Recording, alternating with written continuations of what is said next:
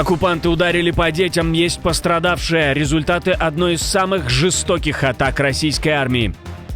Скандал. Министр обороны уходит в отставку. Не по своей воле. Что случилось и кто еще появляется в этой истории? Москва отправляет секретный документ в Вашингтон. Какие требования в нем озвучены и повлияет ли это на готовность сторон ко встрече? 65 миллиардов против России. Решение суда по легендарному делу повлияет на российские деньги в Европе. Стрельба у здания парламента. Что произошло и есть ли пострадавшие? Все детали расскажем. Об этих и других самых главных событиях вечера среды, 22 октября. Самые важные и срочные новости, эксклюзивные подробности. Вы смотрите информационный выпуск «Нехта». Оперативно о событиях в России, Беларуси, Украине и мире. Раньше и понятнее других. Все, что нужно знать сегодня. Детский сад атакован, есть раненые дети. Ночь в Харькове прошла под звуки взрывов. Город подвергся массированной атаке БПЛА. По словам мэра Игоря Терехова, один из дронов попал в частный детский сад, в результате чего возник сильный пожар. Службы экстренного реагирования работают на местах ударов. Продолжается тушение пожара. По предварительным данным, атака осуществлялась іранськими шахедами. Діти були дуже налякані, вони плакали, ми їх заспокоювали. В одної дівчинки були легкі порізи, я надала допомогу їм. І ми їх виносили просто в укриття і заспокоювали. Вони плакали і, діти є діти, вони кликали батьків. Вони дуже були схвильовані, тряслися, у них був дуже такий стресовий момент. Киев тоже проснулся от звуков взрывов. По данным городской администрации, удары пришлись как минимум по 4 районам. Вспыхнули пожары в многоэтажках, подключились спасатели и медики. Мэр Киева Виталий Кличко сообщил, что все экстренные службы продолжают работать на местах. В результате вражеской атаки погибли 2 человека. Количество пострадавших возросло до 19. Из них 5 дети. 4 ребенка и 5 взрослых госпитализированы. Российская атака стала одной из самых мощных за последние недели. По словам властей, удары наносились стаями дронов «Шахед» сразу с нескольких направлений. В самом центре столицы, прямо напротив здания парламента, открыт огонь. По данным изданий «Политика» и «Телеграф», инцидент произошел в Белграде, в Пионерском парке. 57-летний мужчина получил ранение в ногу. Затем загорелась палатка на площади. По предварительной информации, стрелявший попал в газовый баллон, вызвав взрыв и пожар. Нападавшего оперативно обезвредила полиция, огонь потушен, но президент Сербии Александр Вучич пообещал выступить с обращением к нации по этому поводу. Местные медиа уточняют, что причины стрельбы пока неизвестны, район оцеплен. В Дагестане придумали и сразу ввели режим беспилотной опасности. Его объявил глава региона. Дроны ударили по нефтеперерабатывающему заводу в Махачкале. По данным издания «Астра», это более чем за 1500 километров от Украины. В сети уже появились видео с моментом взрыва. В республике введен режим беспилотной опасности. Необходимо соблюдать меры предосторожности, в том числе избегать открытых участков улиц. По данным BBC, в 2025 году Украина поразила 21 из 38 крупных НПЗ России, что вывело из строя около 38% перерабатывающих мощностей страны. Удары привели к топливному кризису и перебоям в снабжении армии. Махачкалинский инцидент стал одним из самых глубоких проникновений украинских дронов вглубь территории России и еще одним сигналом, что даже на дальних рубежах Кремль больше не может чувствовать себя в безопасности. Похоже, саммит века откладывается, и версии сторон резко расходятся. Белый дом через издание Axios уверяет, встречу Трампа и Путина в ближайшем будущем не планируется. Достаточно прошедшего звонка Рубио-Лавров, и личная встреча тоже не требуется. Представитель Белого дома. Встреча президента Трампа с президентом Путиным в ближайшем будущем не планируется. Тем временем Москва через спецпредставителя Кирилла Дмитриева настаивает, подготовка к Будапештскому саммиту идет, а сообщение о его отмене – искажение информации. СМИ искажают комментарии о ближайшем будущем, чтобы подорвать перспективы предстоящего саммита. Подготовка продолжается. Тем временем глава МИД Венгрии Петер Сиярту тоже говорит, что саммит состоится. На деле картина мутная. 16 октября Трамп и Путин говорили по телефону, после чего Трамп публично намекнул на встречу в Будапеште, но конкретики от Госдепа так и не прозвучало.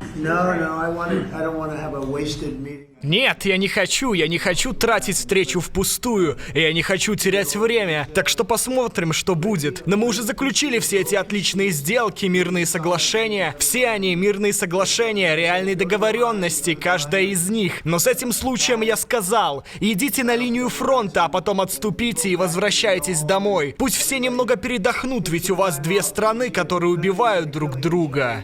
Параллельно Лавров снова отвергает идею заморозить фронт по нынешней линии и называет перемирие поводом забыть первопричину, пугает нацистами и выдвигает заведомо невыполнимые условия. Мы с вами говорили об этом в предыдущем выпуске. Это вписывается в прежнюю тактику Москвы. Либо завышенные требования, либо объяснение, почему прекращение огня невозможно. На фоне противоречивых сигналов ключевой вывод один: быстрой личной встречи лидеров ждать не стоит, а информационные танцы вокруг нее уже идут полным ходом. К тому же, по данным Reuters, Россия передала США неофициальное письмо, где снова требует полного контроля над Донбассом и запрета на присутствие войск НАТО в Украине. Американские чиновники прямо говорят, Кремль не сдвинулся ни на шаг. Позиция та же, что и до широкомасштабной войны. А в кулуарах Вашингтона шепчут, если Москва не откажется от ультиматумов, никакой Будапешт просто не состоится. В целом, Путин теряет интерес к переговорам, говорит Владимир Зеленский. Логично, после отказа передачи дальнобойного оружия Украине мотив к каким-либо договоренностям испарился. Натомість Росія знову робить все,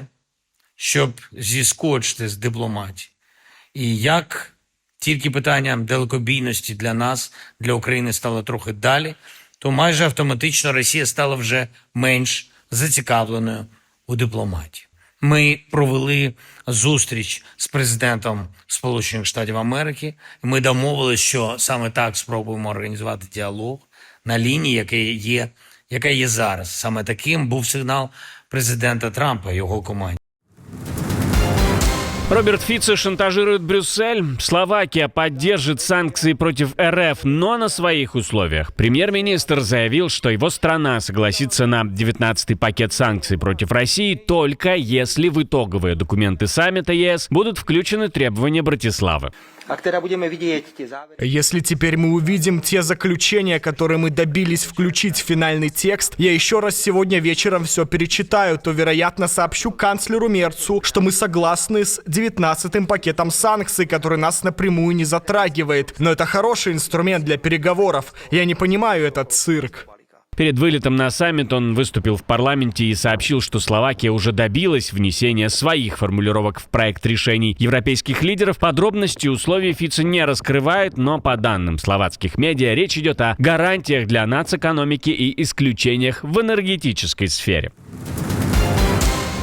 Многострадальное дело ЮКОСа возвращается в заголовки. Решение Верховного суда Нидерландов, обязавшее Россию выплатить $65 миллиардов бывшим акционерам ЮКОСа, стало финальной точкой десятилетнего судебного марафона. Но, как подчеркивают в офисе президента Украины, это не помешает планам Запада использовать те же самые замороженные российские активы на пользу Украины. Они могут говорить, что будут претендовать на активы Центробанка РФ. Но по моему персональному мнению, как лица, которое очень погружено в вопрос российских активов, реализация такого варианта будет крайне и крайне сложной. И это не должно повлиять на решение наших партнеров, по меньшей мере, выделение репарационного кредита.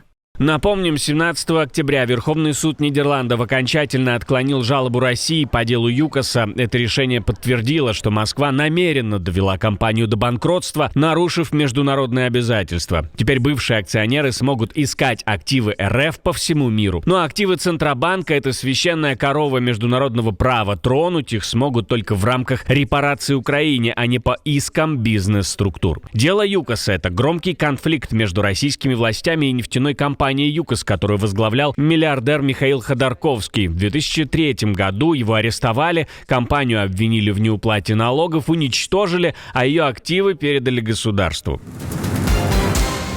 Министр обороны уходит в отставку. На фоне растущей угрозы безопасности и вероятности российского вторжения премьер-министр заявила, что подаст президенту представление об отставке министра обороны Литвы. Не совсем по своей воле. Pirmās tie ir mēlas, Во-первых, ложь. Я всегда говорила, что прозрачность открывает любые двери. Я это ценю. Я не наказываю людей за ошибки, мы все их совершаем. Но ложь я терпеть не могу. Во-вторых, мне важно, как чувствуют себя сотрудники, потому что я сама пришла из этой сферы. В-третьих, есть множество мелких деталей. События последних недель стали последней каплей. Причины кадровых перестановок официально не раскрываются, но литовские медиа сообщают о внутренних конфликтах в оборонном ведомстве и возможных разногласиях по вопросам сотрудничества с союзниками по НАТО. Белорусская граница снова открывается, но не вся, не в полном объеме, с оговорками и не на польском участке. После ночной паузы движение на литовско-белорусской границе восстановлено. С утра среды 2 пункта пропуска снова работают, подтверждают это литовские и белорусские источники. Работу КПП приостанавливали накануне из-за мер безопасности, связанных с запуском метеозондов и воздушных шаров с белорусской территории. К моменту открытия на границе уже скопилось около 40 легковых машин и более 1500 грузовиков. Движение постепенно нормализуется.